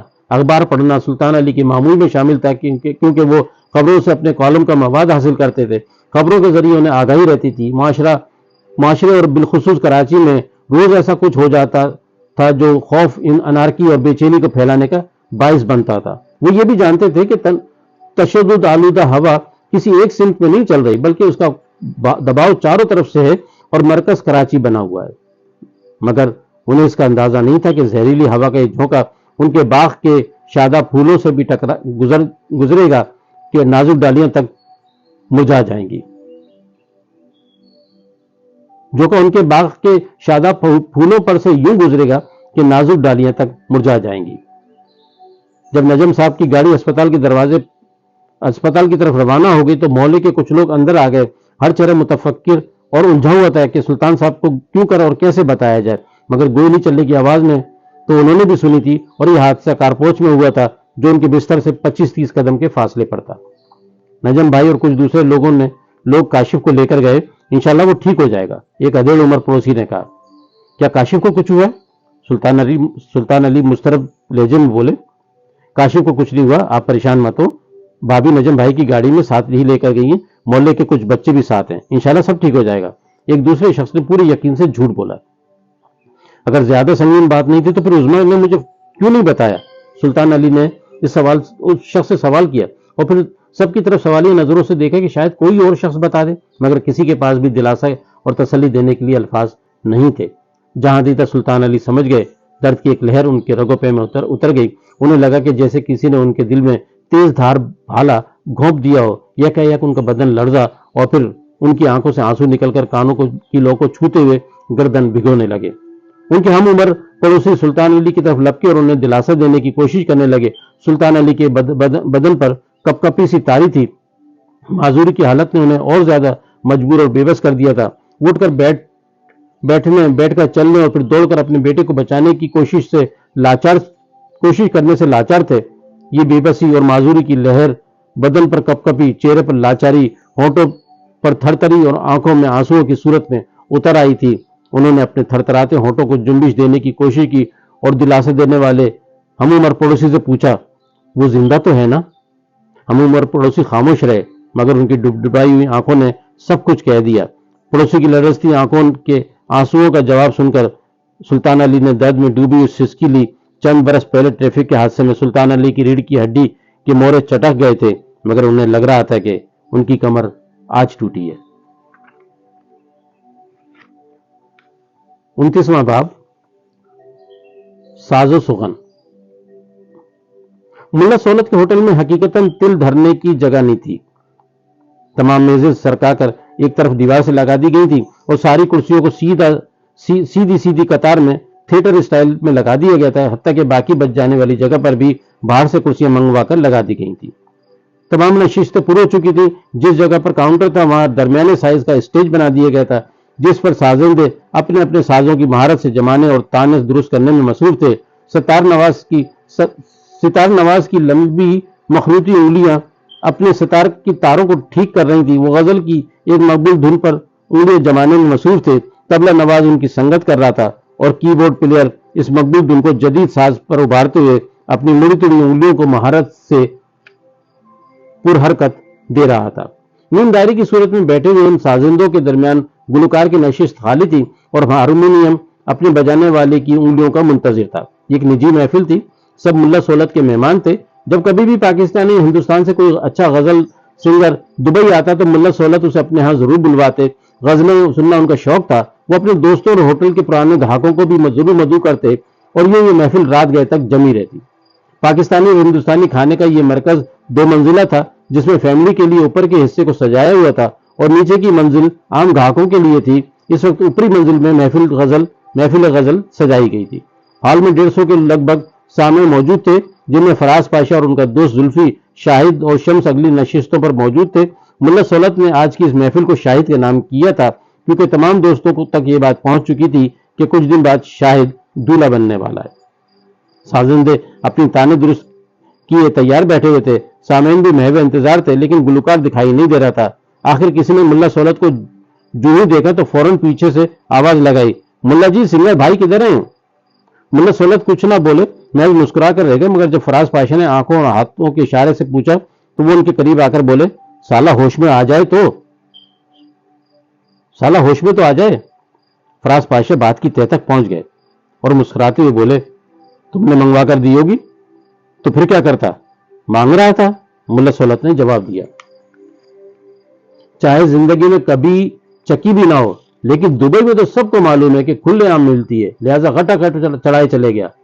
سالہ حرام زادہ نیچے انٹا غلیل پڑا ہوا ہے، تھوڑا ہوش میں آئے تو گائے گا۔ دھیرے دھیرے بولتے ہوئے ملا سہولت کی آواز تیز تر ہوتی چلی گئی۔ انہوں نے جو کچھ کہا وہ آس پاس بیٹھے ہوئے سب لوگوں نے بھی سنا. اب سب ہنس رہے تھے. دبئی میں یہ تماشے ان کے لیے کچھ نئے نہیں تھے. مگر شمس حیران تھا. اس نے شاہد سے پوچھا یہ کیا چکر ہے؟ ایسا ہوتا رہتا ہے. شاہد نے رسمی سا جواب دیا. تمہارے گرد دنیا پورے جمال کے ساتھ موجود ہو, رانائیاں تمہارے پیروں تلے بچھنے کو بے چین ہوں, اور پھر تم زندگی بسر کرو تبھی مزہ آتا ہے, اور ظرف کا بھی تبھی پتہ چلتا ہے. فراز پاشا نے شمس کی طرف دیکھتے ہوئے کہا. اس سلسلے میں فراز پاشا کے عقب میں بیٹھے ہوئے ایک شناسا نے ان کے کندھے پر ہاتھ رکھتے ہوئے مخاطب کیا اور بولا, پاشا بھائی, اپنے پیارے دوست بہت اچھے باتھ روم سنگر ہیں, آج ان لوگوں کو سنتے ہیں. تمہاری رائے اچھی ہے. فراز پاشا نے گردن موڑ کر فوراً کہا, اور پھر ملا سہولت کو مخاطب کرتے ہوئے بولے, ملا جی, اب جو پد آ نہیں سکتا اور گا نہیں سکتا, لہذا آج کی محفل ان گلوکاروں کے نام جن کا شاور ہارمونیم کا کام کرتا ہے اور بالٹی تبلے کی طرح بجتی ہے. دیر سے انتظار کی صحبت جھیلنے والوں نے تائید میں تالیاں بجائیں. بلے بلے بھائی, پھر تو میں بھی آپ لوگوں کے سامنے بلے شاہ کی کافی سناؤں گا. ملا سہولت نے خوشی کا اظہار کرتے ہوئے کہا. محفل میں زندگی کی لہر دوڑ گئی تھی. سازندے موجود تھے. اپنے اپنے گھروں سے دور بسے ہوئے لوگوں کی نفسیات بڑی عجیب ہوتی ہیں. چھوٹی چھوٹی خوشیوں کو بھی تہوار کی طرح مناتے ہیں. ماں باپ اور بیوی بچوں سے دور رہ کر زندگی بسر کرنا اتنا آسان نہیں ہوتا. اگر آسودگی اپنی دہلیز پر میسر آ جائے تو کوئی اپنی گلی بھی پار کر کے نہ جائے. گلی, محلہ اور شہر تو ایک ہی جغرافیے سے لپٹے ہوئے ہوتے ہیں. یہاں تو لوگ سمندر عبور کر کے آئے تھے اور اب ٹیلی فون کے تاروں سے جڑے ہوئے تھے. یہاں رہتے ہوئے وہ ایک دوسرے کے دکھوں اور خوشیوں پر انمول مسرت اور شادمانی کا اظہار کیا کرتے. یہ ان کی زندگی بوجھل ہونے سے بچ جایا کرتی تھی. اسی لیے وہ غزل کو بہانہ بناتے ہوئے راحتوں کی ساعتیں سمیٹ رہے تھے. اسی سنہ میں فراز پاشا اٹھ کر سازندوں کی طرف چلے گئے اور مائک سنبھالتے ہوئے سب کو مخاطب کیا. ہوئی تاخیر تو کچھ باعث تاخیر بھی تھا, مگر یہ حقیقت ہے کہ جو کچھ بھی ہوتا ہے اچھے کے لیے ہوتا ہے. اس پروگرام کی نظامت تو ملا جی کریں گے, لیکن میں اپنے ایک دوست کو آپ کے سامنے پیش کرنا چاہتا ہوں, جن کے بارے میں یہ بات پورے وثوق سے کہہ سکتا ہوں کہ میں نے جگجیت سنگھ کی گائی ہوئی غزلیں جگجیت کے علاوہ ان سے اچھی کسی اور سے نہیں سنی. میرے یہ دوست ملائیشیا میں رہتے ہیں اور اپنے کام کے سلسلے میں دبئی آئے ہوئے ہیں. پھر فراز پاشا نے سامنے کی نشست کے بائیں طرف بیٹھے ہوئے شخص کی طرف اشارہ کرتے ہوئے کہا, زلفی صاحب. تمام لوگوں کی نگاہیں ان کی طرف اٹھ گئیں. وہ ان کی ساری سے بولے, پاشا بھائی, مجھے گانا کہاں آتا ہے؟ اتنے دن سے آپ کے ساتھ ہوں, ہمیں یہ بات معلوم ہی نہیں ہے. شاہد نے زلفی کی طرف دیکھتے ہوئے کہا, ویسے کچھ لوگوں کی صلاحیت اچانک سامنے آتی ہے. یہ کہتے ہوئے شاہد کے لبوں پر تبسم بکھر گیا. اس کا اشارہ شمس کی طرف تھا. فراز پاشا نے آگے بڑھ کر زلفی کا ہاتھ پکڑ کر اٹھایا. انہوں نے لے جا کر مائک کے سامنے بٹھاتے ہوئے تالیاں بجائیں تو سب اس میں شامل ہو گئے.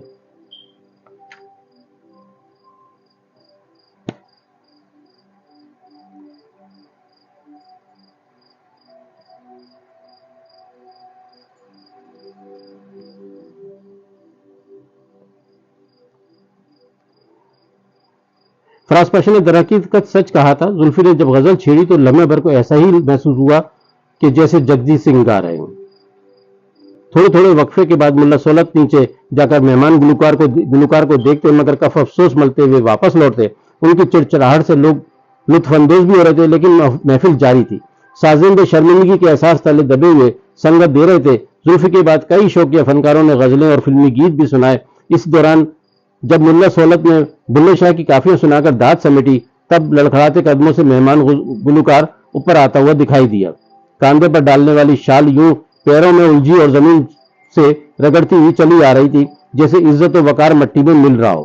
نشے کا خمار اب بھی تھا. لوگوں نے تالیاں بجا کر استقبال کیا. کسی نے آگے بڑھ کر اس کی مٹی میں رولتی چادر کاندھے پر ڈال دی. اس نے جھک کر آداب کہا اور سب ہنس دیے. اس سے پہلے کہ ہم خان صاحب کو گائیکی کی دعوت دیں, میں آپ لوگوں کے سامنے باتھ روم سنگرز کے بعد ایک سمندر سنگرز کو پیش کرنا چاہتا ہوں. یہ شاہد تھا جو اچانک اٹھ کر مائک سنبھالے حاضرین سے مخاطب تھا. اس کے لبوں پر مسکراہٹ تھی.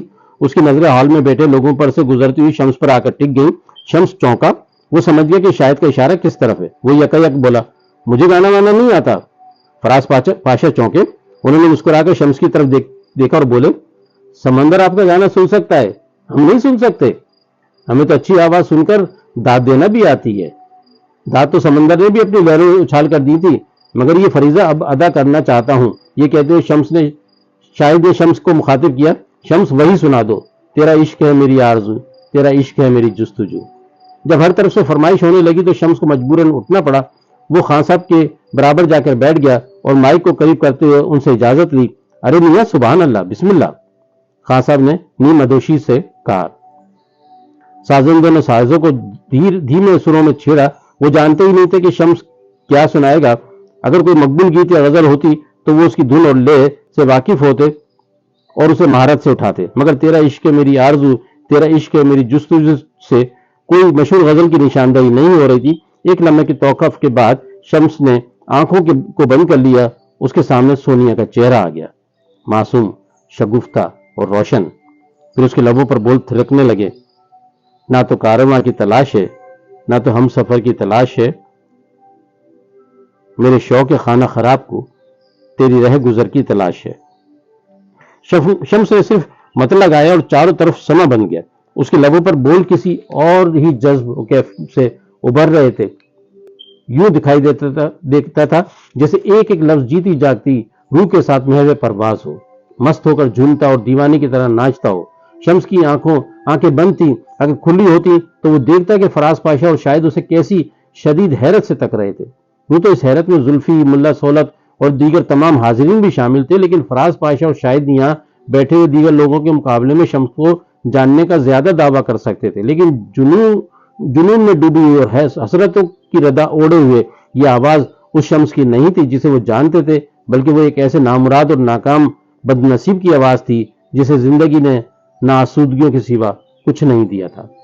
شمس نے آنکھوں کو اب تک بند کر رکھا تھا، شاید اسے ڈر تھا کہ وہ جو ہی انہیں حرکت دے گا، معصوم، شگفتہ اور روشن چہرہ تحلیل ہو جائے گا۔ وہ سونیا سے سمندر پار کی دوری پر تھا۔ وہ یہ جانتا تھا کہ اس کی واپسی کا راستہ بھی مسدود ہے، مگر وہ یہ جانتا تھا کہ زندگی اس کے ساتھ کیسا بھیانک مذاق کرنے جا رہی ہے۔ اسے تو یہ بھی معلوم نہیں تھا مگر وہ یہ نہیں جانتا تھا کہ زندگی اس کے ساتھ کیسا بھیانک مذاق کرنے جا رہی ہے۔ اسے تو یہ بھی نہیں معلوم تھا کہ اگر وہ ابھی کے ابھی آنکھیں کھولے تو جہاں سونیا کا چہرہ ہوا میں تحلیل ہوگا، وہیں اس کی آنکھوں کے سامنے شاہد اپنے پورے وجود کے ساتھ نظر آئے گا۔ مگر بے خبری کی یہ ساتھ اس کی زندگی کی نہایت قیمتی گھڑیاں بن گئی تھیں۔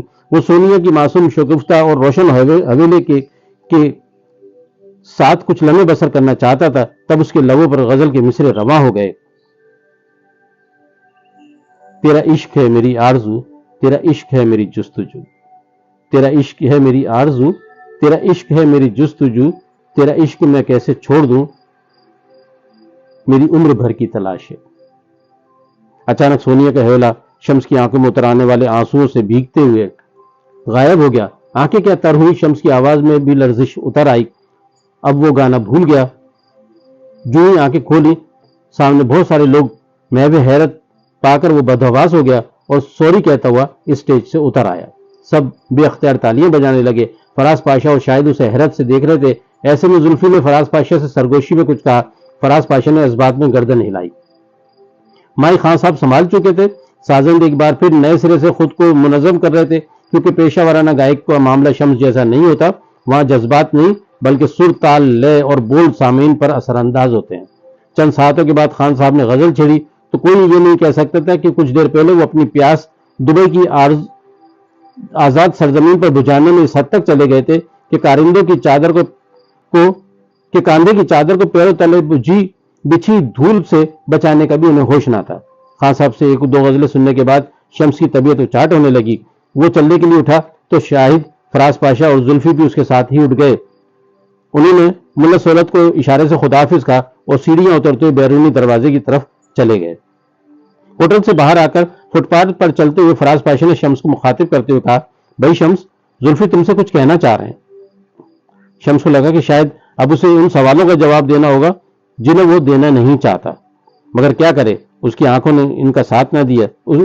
اس کی آنکھوں نے اس کا ساتھ نہ دیا، لیکن وہ یہ بات جانتا ہی نہیں تھا کہ اس کا واسطہ بھی ایسے ہی لوگوں سے پڑا ہے جو انسانی ذات کے ہر گوشے پر بات کرنا پسند نہیں کرتے۔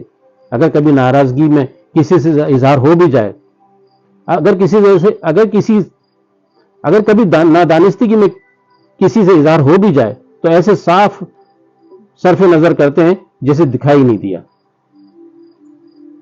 اگر کبھی نادانستگی میں کسی سے اظہار ہو بھی جائے تو ایسے صرف نظر کرتے ہیں جیسے دیکھا ہی نہیں۔ جی زلفی بھائی، شمس نے ہمتن گوش ہوتے ہوئے پوچھا اور خود جواب دینے کے لیے تیار کرنے لگا۔ میرے ساتھ ملائیشیا چلو گے؟ زلفی نے اس سے پوچھا۔ جی؟ غیر متوقع سوال پر شمس چونکا۔ زلفی ملائیشیا میں ایک انٹرنیشنل فاسٹ فوڈ کی فرینچائز قائم کر رہے ہیں، انہیں اس سلسلے میں ایک بااعتماد آدمی کی ضرورت ہے۔ زلفی کا اور میرا بھی یہ خیال ہے کہ تم وہ آدمی ہو سکتے ہو، فراز پاشا نے وضاحت کرتے ہوئے کہا۔ تم اچھی طرح سوچ لو کیسے لے کر جانا ہے، کیا تیاریاں کرنا ہوں گی، یہ تمہارا ہیڈک نہیں ہوگا، تمہیں صرف ہاں یا نہ میں جواب دینا ہے۔ میں کیا کہہ سکتا ہوں، شمس بولا۔ پاکستان میں میرا ایک ہی دوست تھا جس سے میں اپنے دل کی بات کر لیا کرتا تھا، یا آپ دونوں مل گئے ہیں اور پھر اب تو ایسا لگتا ہے کہ جیسے ہمیشہ سے ہی میں آپ لوگوں کے ساتھ ہوں۔ شمس نے جب کاشف کا ذکر کیا تو وہ جانتا ہی نہیں تھا کہ 3 دن پہلے اس کے بچپن کا ساتھی طارق جنو کا شکار ہو کر ہمیشہ کے لیے اس سے بچھڑ گیا ہے۔ ایک دن پہلے اس کی عظیم بھائی سے فون پر گفتگو ہوئی تھی، مگر انہوں نے اس سے جان بوجھ کر کچھ نہیں بتایا تھا۔ وہ نہیں چاہتے تھے کہ شمس کوئی جذباتی حرکت کرے۔ غموں کا مداوع نہیں کیا جا سکتا، لیکن کچھ لوگ جذبات کی روح میں بہہ کر کمزور فیصلے کر گزرتے ہیں۔ وہ یہ جانتے تھے کہ کسی اور ذریعے سے کاشف کو گھر فون کرنے کی صورت میں شمس کو حقیقت کا بہرحال پتہ لگ سکتا ہے، مگر انہوں نے یہ سوچ کر کہ اس بات کو جتنا ٹالا جا سکتا ہے ٹال دیا جائے، یا کم از کم اپنی سطح پر ایسی کوئی بات نہ کی جائے کہ اس کے فیصلے اور ارادے ڈاواڈول ہونے لگے۔ چلتے چلتے موڑ آ گیا، فراز پاشا اور زلفی بائیں طرف مڑ گئے اور یہ دونوں خدا حافظ کہتے ہوئے اپنے ٹھکانے کی طرف چل دیے۔ ہوا میں خون کی در آئی تھی، صبح ہونے میں ابھی دیر تھی۔ اگلے دن شاہد کو کراچی جانے کے لیے اپنی سیٹ کنفرم کروانا تھی۔ یہ کام بہت بڑا تو نہیں تھا کہ اس کے لیے سوچا جاتا، مگر شاہد کے لیے اس بار پاکستان جانا تھوڑا سا مختلف تھا۔ وہ سال بھر پہلے پاکستان گیا تھا اور پھر جب 6 ماہ پہلے اس کی شادی کے حوالے سے لڑکی دیکھی تھی تو اس کے ابا عبدالصمد نے اسے فون پر بتایا تھا کہ لڑکی والوں نے تمہیں دیکھنے کی خواہش ظاہر کی ہے، تو پھر چند روز کے لیے آ جانا، مگر ایسا نہیں ہوا۔ اس کے ہونے والے سسر نے اپنے ایک بہت ہی قریبی دوست جو یہیں دبئی میں ورکشاپ چلاتے تھے کو ساری صورتحال بتائی۔ تب اگلے ہی دن وہ صاحب شاہد سے ملنے آئے اور اپنا تعارف کروایا۔ شاہد انہیں فراز پاشا کے گھر لے آیا۔ تابندہ اور فراز پاشا سے مل کر وہ صاحب بہت مطمئن ہوئے اور بابو بھائی کو واضح طور پر بتا دیا کہ لڑکا بہت اچھا ہے، بیٹی کے لیے بہت ہی مناسب رہے گا۔ بابو بھائی کو اپنے دوست کی بات پر بھروسہ تھا، اس لیے انہوں نے لڑکے کو پاکستان بلوانے کی خواہش ظاہر نہیں کی۔ یوں بھی وہ نہیں چاہتے تھے کہ اچھے رشتے کے بارے میں غیر ضروری چھان بین میں الجھا جائے۔ اب پاکستان جانے کے حوالے سے شاہد کے دل کی کیفیت قدرے مختلف تھی۔ وہ جانتا تھا کہ اس کی زندگی میں کچھ نیا پن درانے والا ہے۔ چلتے اس کے لبوں پر مسکراہٹ بکھر گئی۔ اسے یاد آیا کہ جب دونوں خاندانوں میں بات چیت چل رہی تھی تو اس کی بہن فاطمہ باجی کا فون آیا تھا۔ انہوں نے بتایا تھا کہ لڑکی بہت پیاری ہے، مجھے اور امی کو تو بہت پسند آئی ہے۔ ہم اس کا ایک فوٹو لے آئے ہیں، تمہیں کوریئر سے بھجوا رہے ہیں تاکہ تم بھی دیکھ لو۔ دوسرے دن فوٹو ملا، اسے سونیا اچھی لگی۔ اس نے تابندہ بھابھی کو دکھایا، انہوں نے بھی پسندیدگی کا اظہار کیا تھا۔ چلتے چلتے بلڈنگ آ گئی، خیالات کا تسلسل ٹوٹا تو یادوں کے پرندے ایک ایک کر کے اڑ گئے۔ دونوں خالی ہاتھ زینے کی طرف بڑھ گئے۔ 30واں باب، مہر بلب۔ کیا آپ کے پاس ایسی کوئی ٹھوس شہادت ہے جس کے ذریعے آپ یہ کہہ سکیں کہ آپ کے شاگرد کاشف علی سلطان کو قتل کرنے والے وہی لوگ تھے جنہوں نے آپ کو کچھ عرصے پہلے زخمی کیا تھا؟ پروفیسر الفت رضا، جو اس وقت پریس کلب کراچی کے لان میں اپنے چند شاگردوں اور کاشف کی امی عظمیٰ علی کے ہمراہ پریس کانفرنس کر رہے تھے، یہ سوال ایک صحافی نے کیا تھا۔ پروفیسر رضا ویل چیئر پر بمشکل بیٹھے ہوئے تھے۔ وہ اب تک اتنے صحت مند نہیں ہوئے تھے کہ کہیں آ جا سکیں، لیکن کاشف کی موت نے انہیں ہلا کر رکھ دیا تھا۔ کئی دنوں سے ان کی یہ حالت تھی کہ وہ چیخ چیخ کر سب کو بتا دینا چاہتے تھے کہ رواداری اور انسانیت قتل کی جا چکی ہے۔ وہ یہ بھی کہہ دینا چاہتے تھے کہ معصوم نوجوانوں کے ہاتھوں سے قلم مت چھینو۔ وہ چیخ چیخ کر یہ بھی اعلان کر دینا چاہتے تھے کہ گھروں کی دیمک زدہ چوکھٹوں سے روکے ہوئے دروازے اب گرنا ہی چاہتے ہیں، اور جب گر جائیں گے تو پھر ہر گلی میں کھڑے ہوئے کتوں کو اندر آنے سے کوئی نہیں روک سکے گا۔ مگر یہ سب کہنے سے پہلے ان کے حلق میں کانٹے چبھنے لگے جب ایک صحافی نے انہیں یہ کہا کہ آپ کے چند پروفیسر دوستوں کا یہ کہنا ہے کہ آپ طلباء کو ہنگامہ آرائی اور احتجاج پر اکساتے ہیں، ان کے معصوم ذہنوں سے کھیلتے ہوئے سسٹم اور حکومت کے خلاف بھڑکاتے ہیں، انہیں انقلاب کی راہ پر چلانے کی کوشش کرتے ہیں۔ آپ کس سسٹم کی بات کر رہے ہیں؟ کہ ہمارے پاس کوئی نظام نافذ ہو چکا ہے؟ پروفیسر رضا نے صحافی سے بے چارگی کا اظہار کرتے ہوئے سوال کیا۔ ہم اپنے ملک اور اس کے اداروں کو ایڈاکزم کی بنیاد پر چلا رہے ہیں، وقت گزاری کے مشغلے کو اپنے نظام کہہ رہے ہیں؟ آپ کے خیال میں ہمارے ملک کسی نظام کے بغیر خود بخود چل رہا ہے؟ صحافی نے بھی ان پر الٹا سوال داغ دیا۔ کوئی بھی نظام نافذ کرنے کے لیے کچھ اصول مرتب کرنے پڑتے ہیں۔ یہ اصول انسانی فلاح، ترقی، فکر، شعور اور رواداری اور برابری کی بنیاد پر بنتے ہیں۔ اگر نظام میں یہ روح موجود نہیں ہے تو پھر یہی سمجھا جائے گا کہ نظام ہی موجود نہیں ہے۔ پروفیسر نے بھرائی ہوئی آواز میں جواب دیا، میں یہاں کوئی لیکچر دینے نہیں آیا، میں ایک مسئلہ لے کر حاضر ہوا ہوں اور چاہتا ہوں کہ میڈیا سچائی کا ساتھ دے۔ چاروں طرف سے جکڑے ہوئے اس سماج کو اعلیٰ ذہین نوجوانوں کی بہت زیادہ ضرورت ہے اور ہر گزرتی گھڑی یہ شدید تر ہوتی جا رہی ہے۔ لیکن ہمارے اندر موجود کچھ لوگ جنہیں ترقی، فکر، بڑھوتری، اعلیٰ سماج کی تشکیل اور ترقی یافتہ قوموں کے ساتھ قدم سے قدم ملا کر چلنے سے چڑے، وہ کاشف جیسے نوجوانوں کو قتل کر کے ہمیں اندھے غاروں میں دھکیلنا چاہتے ہیں۔ پروفیسر رضا ایک لمحے کو خاموش ہو گئے۔ ایک طالب علم نے آگے بڑھ کر انہیں پانی دیا، وہ ایک ایک گھونٹ کر کے پینے لگے۔ کلاس روم میں کھڑے ہو کر گھنٹوں لیکچر دینے والے پروفیسر الفت رضا کو حادثے کی چوٹوں نے کمزور ضرور کر دیا تھا، مگر ان کا جوش اب بھی ویسا ہی تھا، بلکہ آج وہ پریس کے لوگوں کے سامنے بہت کچھ کہہ دینا چاہتے تھے۔ گزشتہ چند دنوں میں ان پر جو گزر چکی تھی، اس نے انہیں یہاں ویل چیئر پر آنے کے لیے مجبور کر دیا تھا، وہ دوبارہ گویا ہوئے۔ میں اپنے طالب علموں کو سسٹم کی خرابیوں کو دور کرنے پر زور دیتا ہوں۔ آپ اسے انقلاب کے لیے اکسانا کہتے ہیں تو بسد شوق کہیے، لیکن خدا کے واسطے مجھے یہ بتائیے کہ کیا ہم میں اتنی بھی برداشت نہیں ہے کہ ہم اپنے مخالف کو بھی اتنا ہی جینے کا حق دیں جتنا ہم اپنے لیے مانگتے ہیں؟ میرے آرٹیکل پر ناپسندیدگی کا اظہار کیا جاتا ہے، مجھے تنبیہ کی جاتی ہے اور پھر بعد ازاں میرے ہاتھ پاؤں توڑ دیے جاتے ہیں، اور پھر جب کاشف اور دیگر ساتھی اس نیک مشن کو آگے بڑھانے کے لیے NGO بنانے کا آغاز کرتے ہیں تو کاشف کی جان لے لی جاتی ہے، محض اس لیے کہ وہ بند ذہن والے انسانوں کی طرح نہیں سوچتا۔ یہ تمام واقعات ایک ہی لڑی میں پرے ہوئے صاف دکھائی دیتے ہیں۔ تب ایک صحافی نے وہی سوال کیا تھا، یہ وہ کون سے ٹھوس شہادت ہے جس کے نتیجے میں آپ یہ کہہ رہے ہیں کہ کاشف علی سلطان کو قتل کرنے والے وہی لوگ تھے جنہوں نے آپ کو زخمی کیا تھا؟ پروفیسر نے جواب دیا، گولی چلا کر بھاگتے ہوئے نوجوان کو محلے کی خاتون نے دیکھا تھا، ان میں سے ایک کمانڈو جیکٹ پہنے ہوا تھا۔ مجھے جن لوگوں نے زخمی کیا ان میں بھی ایک کمانڈو جیکٹ پہن رکھی تھی۔ پروفیسر رضا کی بات سن کر پچھلی نشستوں سے ایک صحافی اٹھ کھڑا ہوا اور اپنے لباس کی طرف اشارہ کرتے ہوئے کہا، کیا یہ وہ جیکٹ ایسی تھی؟ جی ہاں، پروفیسر نے اقرار میں کہا۔ پھر تو آپ کو فوراً مجھ پر بھی شبہ کرنا چاہیے، صحافی نے طنزیہ مسکراہٹ سے کہا۔ دیکھیے، بات صرف جیکٹ کی نہیں ہے، اس رویے کی جس سے پروفیسر صاحب گزرے ہیں اور اب جس کا ذکر کر رہے ہیں۔ وہ نوجوان جس نے پروفیسر کو پانی پلایا تھا نے گفتگو میں حصہ لیتے ہوئے کہا، مگر پروفیسر رضا نے ہاتھ کے اشارے سے اس طالب علم کو خاموش رہنے کی تلقین کی۔ تب کاشف کی امی عظمیٰ علی اپنی نشست سے اٹھیں اور پریس کانفرنس کو ختم کرنے کا اشارہ دیتے ہوئے بولی، ہم یہاں انصاف کی تلاش میں آئے تھے، لیکن ہمیں پتہ نہیں تھا کہ یہاں دوہرے عذاب کو جھیلنا پڑے گا۔ یہ کہتے ہوئے وہ لوگ پریس کانفرنس روم سے باہر نکل آئے۔ مایوس لوگوں کی ٹولی جب ویل چیئر پر پروفیسر الفت رضا کو لے کر پریس کلب کی مرکزی دروازے کی طرف بڑھی تو وہی کمانڈو جیکٹ والا صحافی قریب آیا اور معذرت کرتے ہوئے بولا، آئی ایم سوری، آپ لوگوں کو میری بات بری لگی، لیکن مجھے آپ کا استدلال تھوڑا کمزور لگا تھا، اس لیے بول دیا۔ میرا مقصد آپ کو تکلیف پہنچانا نہیں تھا، میں آپ کی قدر و منزلت سے آگاہ ہوں۔ کچھ ادارے اور ان میں کام کرنے والے لوگوں کو اصولی طور پر غیر جانبدار ہونا چاہیے، پروفیسر بولے، مثلاً صحافی، پولیس یا جیسے جج صاحبان، مگر افسوس ہمارا معاشرہ قحط الرجال کا شکار ہے۔ پروفیسر، آپ جس مثالی معاشرے کی بات کر رہے ہیں میں بھی اسی کا منتظر ہوں، صحافی نے پر امید لہجے میں کہا۔ میں دعا گو ہوں، پروفیسر نے نوجوان صحافی میں چھپی آگ کو محسوس کرتے ہوئے کہا۔ انہیں وہ کاشف کی طرح دکھائی دیا تھا۔ پروفیسر رضا کو ایسا لگا جیسے سر کٹانے کی رسم والی دلوں میں دبی ہوئی چنگاریاں ایک سے دوسرے سینے میں منتقل ہو رہی ہیں، مگر ان چنگاریوں کو شعلہ بنانے کے لیے پروفیسر الفت رضا جیسے ذہنوں کی ضرورت تھی جو زندگی کسی مشن کی طرح گزارتے ہیں۔